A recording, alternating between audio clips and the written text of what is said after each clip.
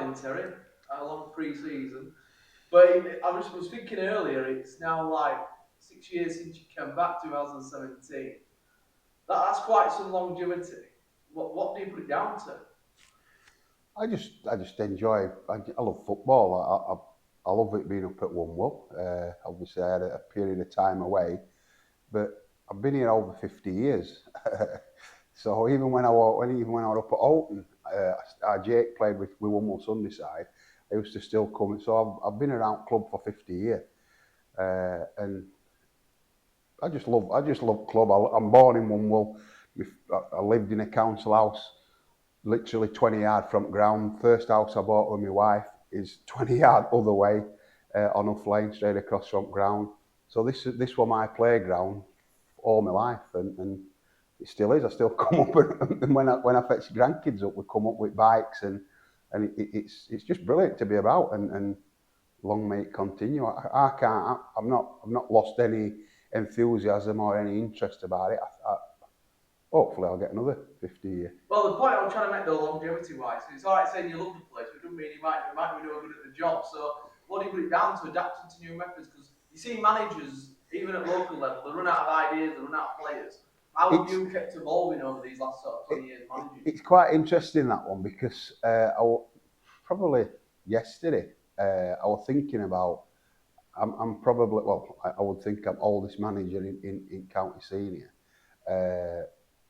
And this is my 32nd year coaching. I started coaching juniors, and this is my 32nd year. And I was talking to someone a month ago who played for the first team I ran, and we're talking away. And I said, I still remember when we used to we were called Wombwell Lions. We played out at Maine, but we were called Wombwell Lions, and we used to play in the Saturday morning league because I was still playing Saturday afternoon and Sunday morning. And I just said to him, I says, it doesn't seem like this is, I'm playing for over 45s now, and it was under 13s, so it's been a long thing. And I look, and I'd like to think that I'm still giving these young uns a run for the money. And I watch some at games, and I've obviously changed a little bit, I've changed my approach, but I remember, I bet some managers, I give them 20, 25 years. And I look at some of them and I think, you know, I see similarities of when probably 15, 20 years ago, when I used to run up and down touchline, and when, you know, I used to berate referees' decisions, and when I used to try and get better players on opposition side to bite by having a little dig at them. And it were all gamesmanship. And I see some current managers now doing a similar sort of thing. And I do see similarities in how I used to be. But the difference is, I look at them managers and they're doing what they're doing. But at end of season 20 years ago, I was winning league titles, I was winning cups. So I wasn't just running up. I remember when, like, Athersley were always as big rivals, and had a lot of battles on sideline with Pete Goodlad, Poets. And if we won Athersley, we knew we had a chance of winning the league. It were always us and them who were up for the league. So probably winning them gave me more enjoyment than most sides. But I look now and I think it's all right running up and down, punching air and saying get in there. If at end of season you finish in third, fourth, mid-table, you've got to win trophies. I'm fortunate that I've won. Wherever I've been, I've won cups, I've won leagues, whether it's junior side, whether it's senior side. Not for a couple of years. I'd like to think I've still got another one in me, another cup or another league in me. But I always compete at top end at table. So all these 30, mid-30s lads, they must look across and think, why is that old bugger still giving me a run for it? And that keeps me. That enthuses me, but I love coaching side of it, and even like now, I'll still go on YouTube and look at coaching videos and try and just tweak things what we do in training. But I think from a finding players' point of view, because you're heavily involved in junior football, some managers run out of players, whereas you've always tried to encourage the youth here. So you've probably always got an eye on the next best thing. I think as well. at the start of the season, obviously last year, towards back end of the season, when you came involved with us, James, and we started to do a few videos, I think it was just, we talked about what we were looking to do this season, and it just grew and grew, and momentum went with us, and obviously as the season finished, it gathered momentum. And I remember having a conversation with you, and I'm old, as I say, I'm old, I'm not into...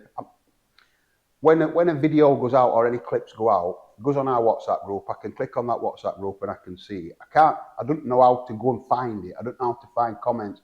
People will say to me, oh, have you seen this comment on Facebook? Have you seen this comment on Twitter? I go, no, I ain't seen it. So, you know, oh, so-and-so, do you know so-and-so? No. Well, he's put on that he used to coach him at Sheffield Wednesday 20 years ago. All right, I remember him. Do you know so-and-so? No. He says 30 years ago he used to run Osset and you used to be on sideline with him. So there's been there's been a lot of positive comments, and it's nice. But there's also been negative stuff, but that humours me a little bit because I don't see it, so it don't bother me. And when people tell me about it, I laugh to myself, and I think it's good because we've got a good following and a lot of positivity with them followings. But then there's some people who have little digs. But what really interests me is the sort of quote, chapter and verse. Now, my favourite two films, Life of Brian and Kes. So I can tell you that, you know, my favourite line out of Life of Brian is when they do it stoning early on, and, you know, you've got a big nose. Your nose is going to be 3 foot wide across your face by the time I finish with you. Who it yours then, Goliath's big brother? Love it. It's my favourite. I just love that. Who it yours, Goliath's big brother. Only with Kes, my favourite one is it's football match in the end when Kid runs off pitch and he says to Brian Glover, does that present 6th round at Cup, sir? 6th round at Cup, lad, I'll give 6 at best. They're my favourite films. I've watched them hundreds of times so I can quote them. So when people are having a dig at us, quote what we're saying word for word, I'm thinking, that's great, that. Because you get as followers who love what we're doing, and a lot of them, and then you get people who are having a little dig, but then you get your sort of fence sitters, and they want to see what we're doing because they're interested, but they also like to see negative comments because it might cause a little bit of hassle. So actually all these negative comments are probably boosting our figures, so long may it continue. It really does, But you strike me as someone who, since I've known you, it takes something to get you going and to really land a punch on you.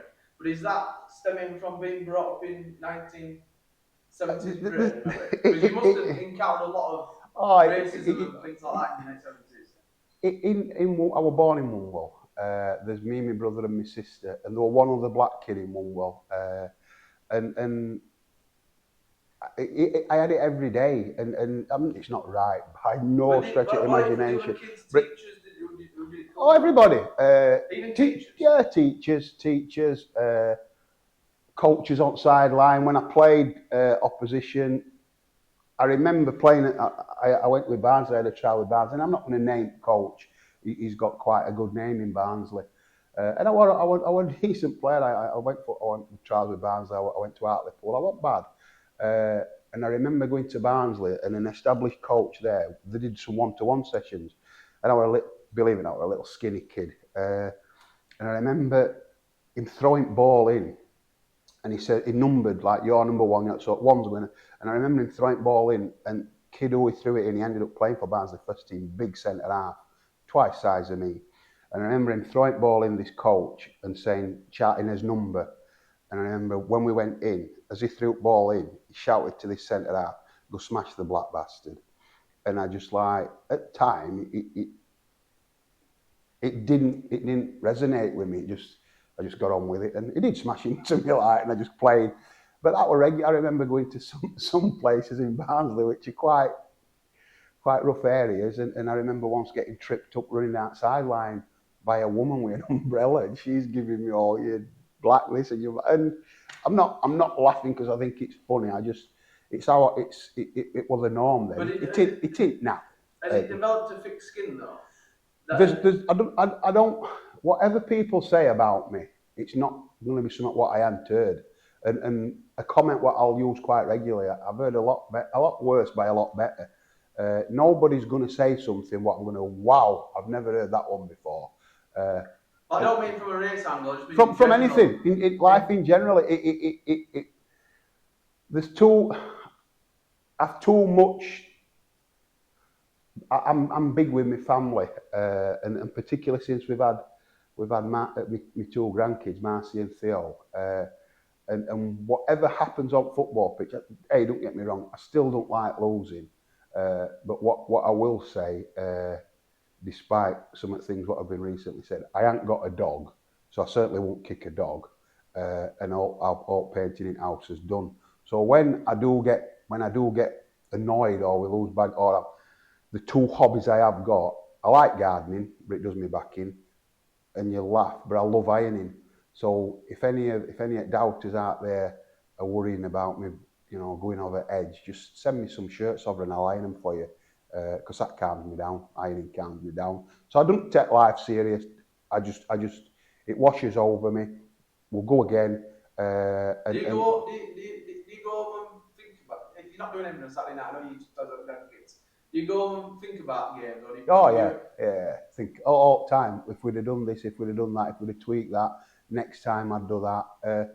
But something I don't do is I mean we should have had Handsworth first game at season. Obviously they've dropped down the league, so we've got Jubilee. So something I don't do is worry about opposition, because I don't know who Jubilee have played in pre-season, and that's no disrespect to Jubilee. I know that they've come up and I know that they've attracted some good players, and they're wanting to progress as a club, and that's great for them.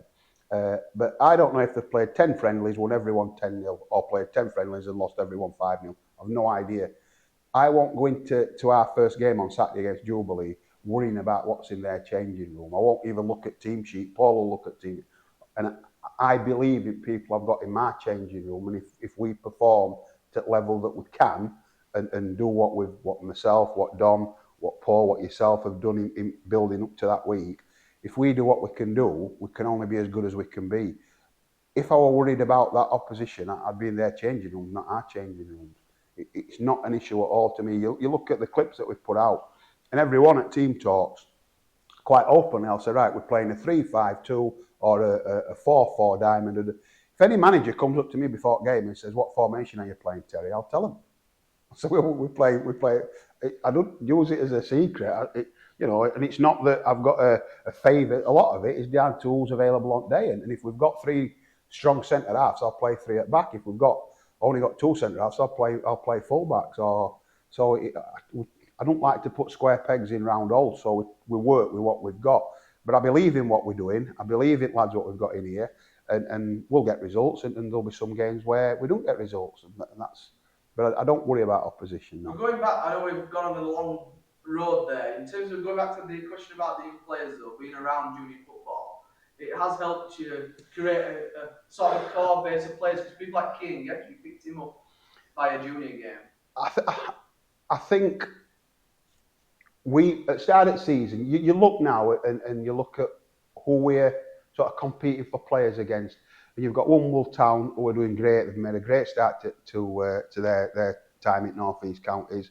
You've got Worsbury, you've got Athersley, you've got Penistone, and we every season the few teams were about us, Alton, Swinton, probably not so much your Barnsley-based sides. They tend to stay at town, but we're all competing for 2 or 3 players, and it gets harder and harder. And particularly when clubs are coming in offering money, not an issue with that. North East Counties are off. That's fine. So we had to look at tweaks, and something that you suggested. We're looking at doing, video clips and putting them on YouTube, and it's been a revelation for me. I do know younger game, and I know certain age groups, and I know managers from. And I always try and say, if your lads are looking to progress, come up and we'll give them an opportunity. But the draw that we've had with the videos, it's been brilliant. We've probably attracted 6-8 players who I didn't know who they were. They've come down the training. Some of them have been successful and they're playing with reserves. Odd 1 or 2 are coming in with first team squad. Some of them have come in, they're not quite up to what we want, but it's all through what we're doing as a club. And I look at, I said it a few years ago, I think the perfect model 5, probably 10 years ago were Handsworth. You looked at Handsworth and you looked at under 16s, County Cup, Handsworth what winners, under 18s, League Cup, DB League, Handsworth what winners, under 19s, Handsworth what winners, under 21 midweek, Handsworth what winners. They'd always got a filter of players into reserves, which always went through to the first team. At the start of this season, Handsworth have got a lack of players and they've dropped down into Division 1. That tells you that it's difficult to attract players. And I said it last year, we've got to be proactive in getting young players coming through the door, giving them opportunity to play, showing them that we're doing things the right way. And again, I'd like to think these videos are promoting that. We're not about shouting and screaming at people. What you see is what you get. And hopefully, it's an environment that kids want to come in and feel that they can thrive in. And I think, touching on that about showing what's possible, Attlee Jackson's an example of coming through the reserves. But you've also talked about the successes of him. You look at pre-season, Alex Good, I know he didn't come through the reserves that you found him locally. Yeah. But he's Sundays. come of age in pre-season. We've also seen that it's possible players like surprise packages, Harry Sager, going into reserves. So they're three brilliant stories from pre-season about what's possible. And you look at over the last 2 or 3 years, and you look at Owen Sykes came in as a 16-year-old. You go back to probably 10 years ago. I remember, obviously he's injured at the minute, and I don't know if he'll play again. Ash Emmett, I remember Ash playing his first game for me at 16, and before he broke his leg, he was flying. He was playing with Ponty first. Ash played for me at 16. Liam Graham played for me at 16. Went on and played North East counties. You look at Keane, who was just signed with Parkgate, came in as an 18-year-old. Ellis Dewrose played for us at 16, 17. Sager 17. Gaddafi came in as a young lad still, but he's moved on.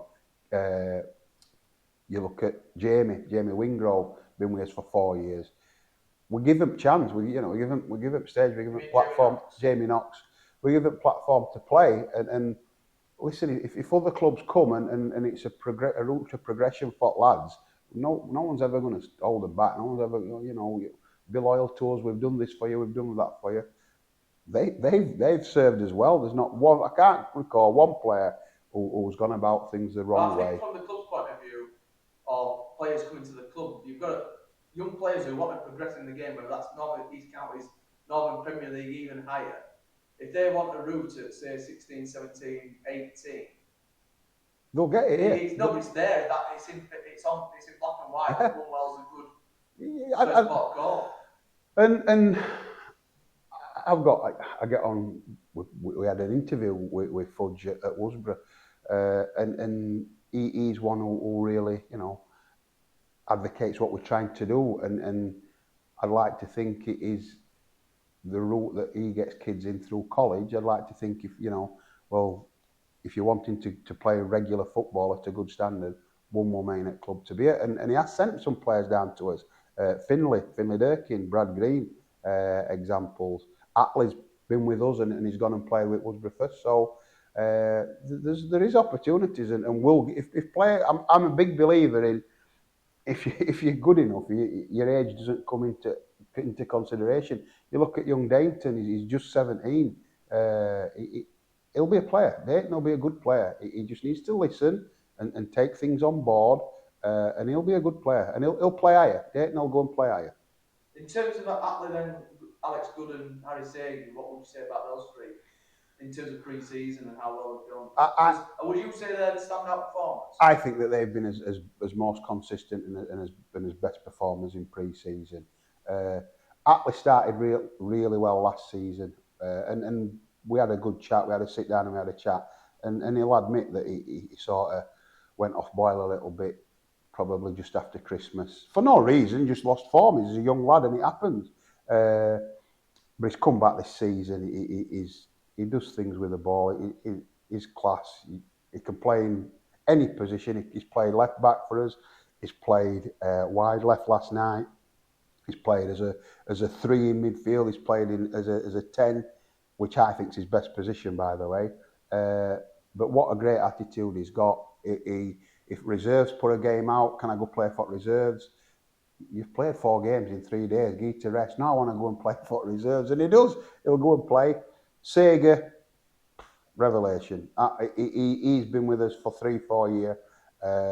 You never know where you could get him with him. He'll tell you that he's coming at 11 o'clock, and at 12 o'clock, you phone him back up and he says, I don't know where I am. I've gone out. I don't know where I am. I'm in town drinking. He's come this year. He's looked really sharp in pre-season. Friendly's been class. We had a lot of talks with him. Had a sit down with him. Clubs will come and look at him this year. Clubs will come and look at him, and he's going to be a surprise package because they don't know him. Once he's settled down now, I think he's got himself a calming influence with a steady girlfriend, and he will be a player. I think he'll be our surprise player this year. Goody came in. We got Goody last year after a friendly. We Athersley Sundyside and Joe Gibble runs them.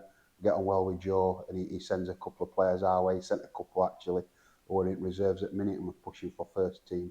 But Joe said he says he's a good lad. He needs a little bit of guidance, a bit of an arm around him. And he came and he played like a Sunday morning player. He's having 5 and 6 touches. He's trying to do Cruyff turns in poor areas. And when I looked back last year at the appearances he had, he played pretty much every game, but he didn't start or he didn't play 90 minutes in a lot of games.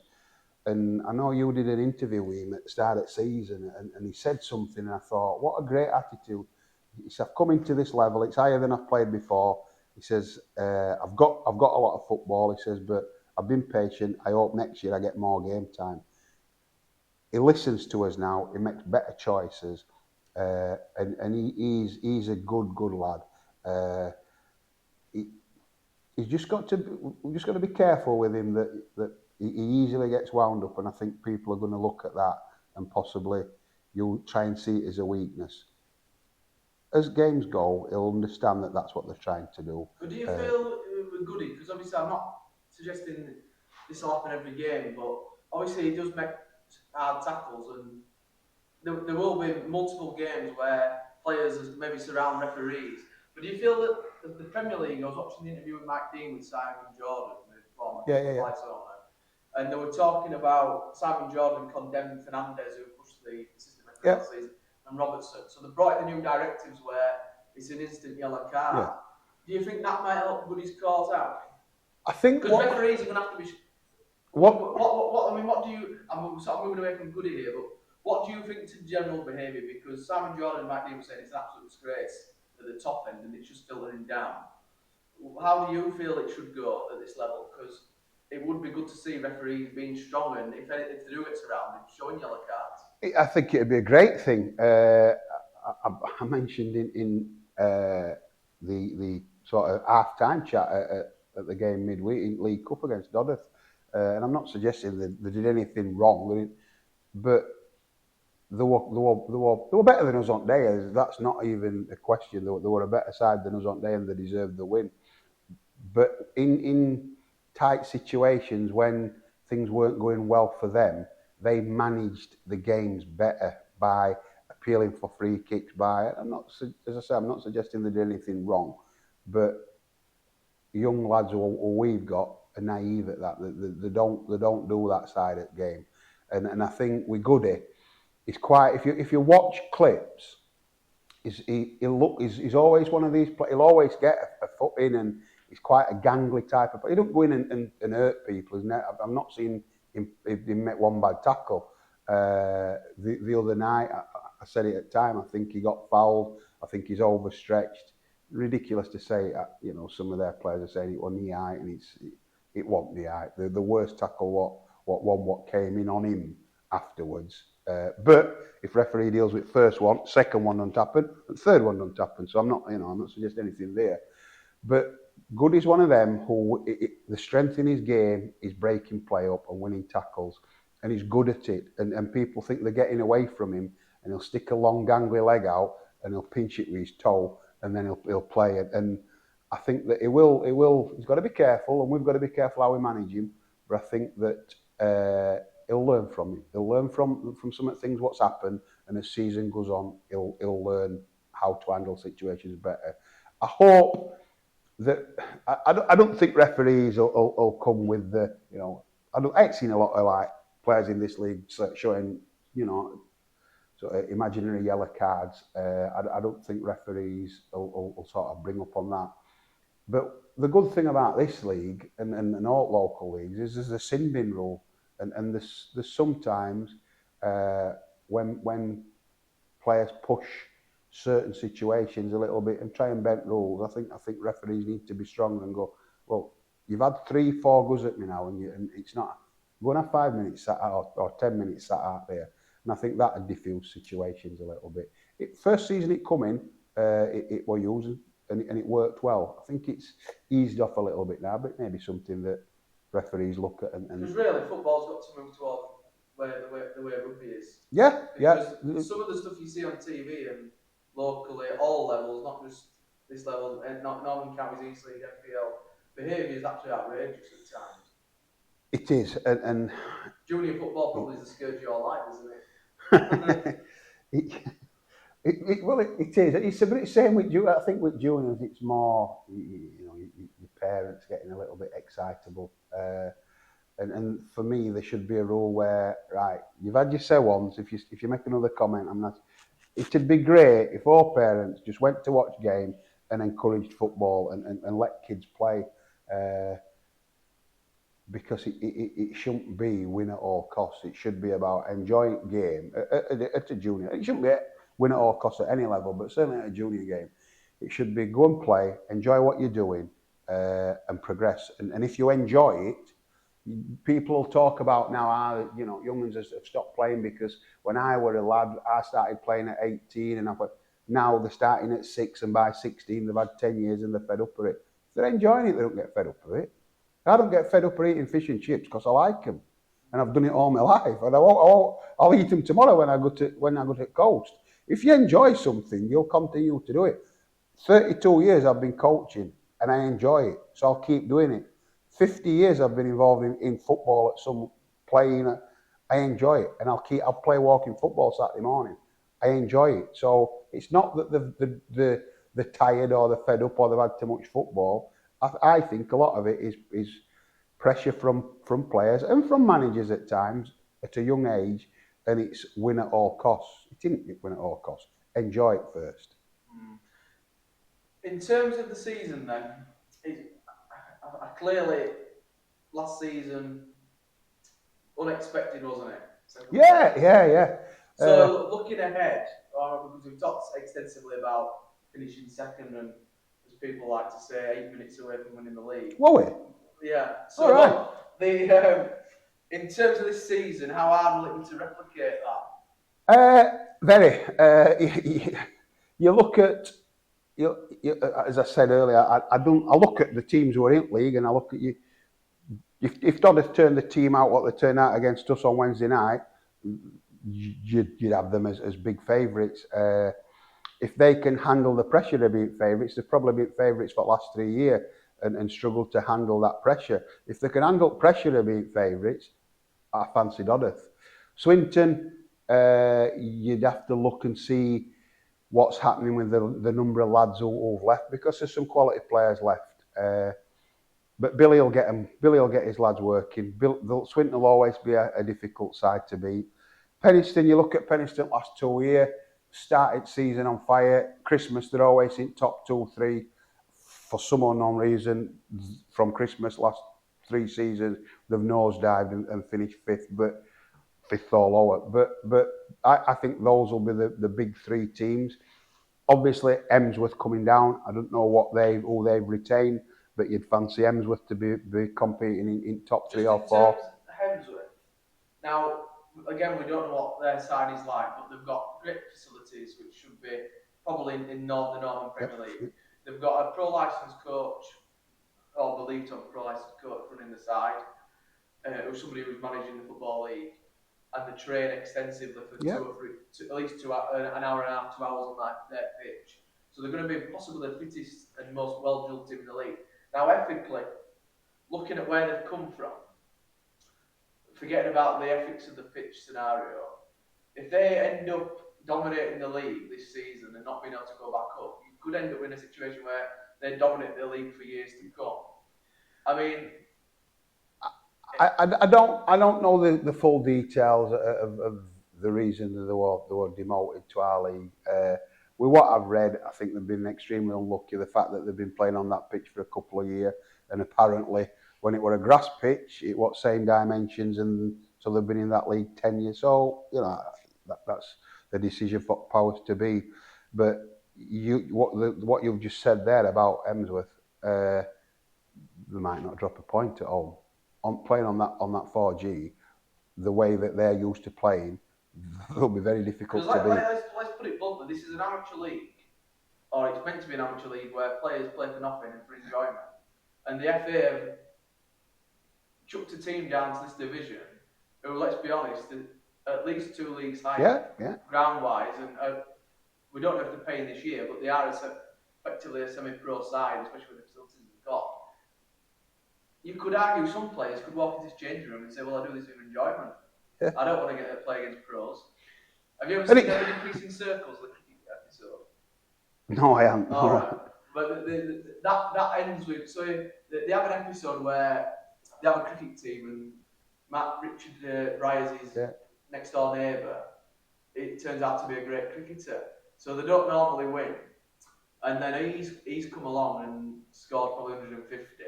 And they're celebrating in the bar afterwards. And the captain of the opposing team says, well, we're going to get off. We're not staying for a drink. If that's what winning means to you, we're going. Because I'm not a very good cricketer. I play for enjoyment. Now, that could be levelled at this season, but it wouldn't be levelled at Emsworth. It'd be levelled at the FA. That's the thing about it. Emsworth, through no fault, I can't say any fault that they've done. They've been put into this situation. Up to probably 2 years ago, every season we played Emsworth in pre-season friendlies. Great club, always been made welcome at Emsworth. So I am looking forward to going back to them, but I hope that it can be resolved, and it would be a shame if they do win league that they can't go back up. I don't know if there's a possibility of them extending pitch. I don't know that, but like you said, realistically, if they're not going to gain promotion because of the facilities, they could win this league for the next 10 years. I mean, I think another team I hadn't even mentioned is Epworth. You look at what Daz has done there from 2 years ago. I was just going to say, I think they were relegated, and we played them last couple of games of season, and I had a good chat with Daz, and he said, well, we'll go down, I'll try and get some youth in, and hopefully we'll come back up. And obviously over at summer they got a reprieve, and what a season they had last year. They bet us twice, and I think the second game when they played up here, they were the best side we've played this season or last season. They impressed me that day. Not so much at their place early on, but second game up here, they were good. So they'll be thereabouts. So I've just named 5-6 teams. You look at the 3 who's come up. Obviously Dennerby, which will be interesting, particularly now our reserve boss Jacko's gone across there. I was with Jacko last night. He come to watch Atlee's son, and we had a chat. He's reminded me that we've got up 6th game at season, so I've told him I'm going away for that. Dennerby are always, when you go to Dennerby, you know that you're going to have a tough game. Southampton, things I've heard about them. I watched them a couple of times last year against our reserves. Good, strong side, score a lot of goals.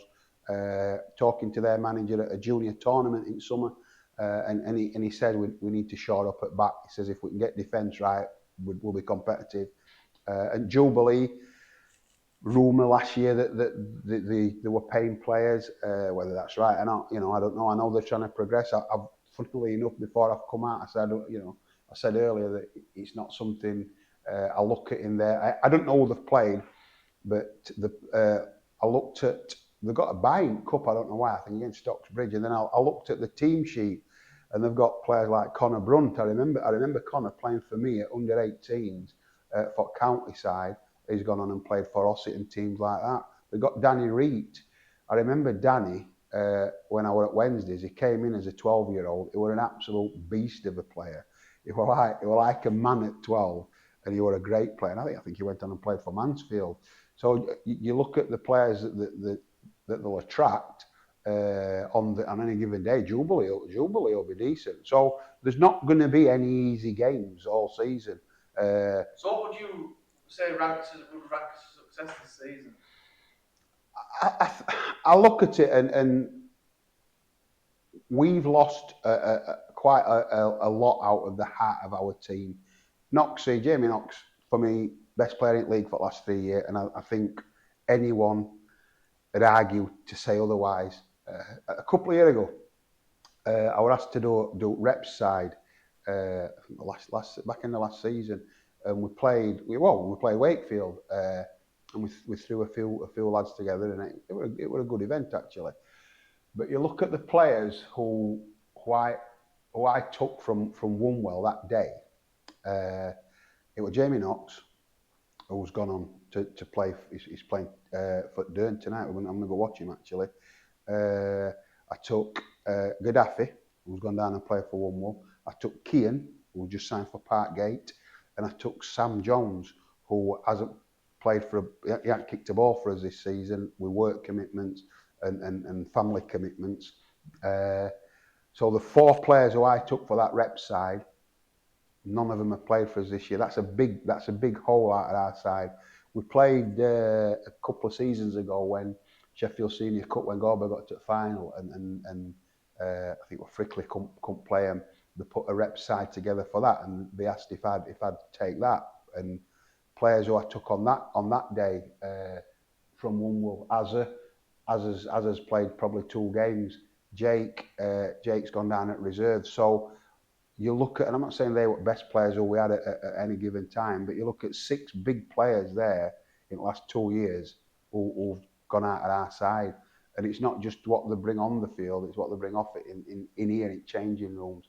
So to lose Jamie, Jake, Daff and Sam, hopefully Sam will be back by October, it's made a big hole in our side. I said it last year and I'll say it again. I think if we can achieve top 5, it'll be great. And with a young squad and young players, you get all sorts of variants. And the other night, we were beaten by a better organised, a more experienced, a physically stronger Dodder side. No arguments, not an issue with result. No arguments. I thought there were little pockets of play game where we contained them, and I was pleased with how certainly in the second half our lads responded. I think the key is we've got to be realistic. And top 5 I think is an achievement with the squad that we've got.